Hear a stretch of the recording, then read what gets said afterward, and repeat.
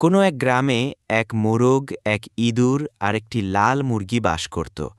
তারা সকলে একসঙ্গে একটি বাড়িতে থাকত। তবে কাজের ভার সবটাই নিতে হতো লাল মুরগির, কারণ মোরগ আর ইঁদুর ছিল অলস। তারা ঘুমোতে পছন্দ করত তাদের কাজ বাদ দিয়ে। একদিন সকালে সবার ক্ষুধা লাগল, আর লাল মুরগি খাবার তৈরি করার জন্য তাকে সাহায্য করতে বলল সবাইকে। কিন্তু মোরগ আর ইঁদুর সাহায্য না করে গোপনে বনের মধ্যে যেয়ে ঘুমিয়ে পড়ল।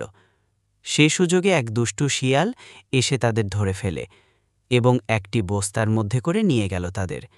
লাল মুরগি তাদের খুঁজতে যেয়ে নদীর ধারে একটা বস্তার মধ্যে দেখতে পায় তাদের। সন্ধ্যায় শিয়াল যখন ঘুমিয়ে পড়ল, তখন লাল মুরগি বস্তার সেলাই কেটে বস্তাটি খুলে ফেলল। বস্তা থেকে ইঁদুর আর মোরগকে বের করে নিরাপদে পালিয়ে গেল লাল মুরগিটি।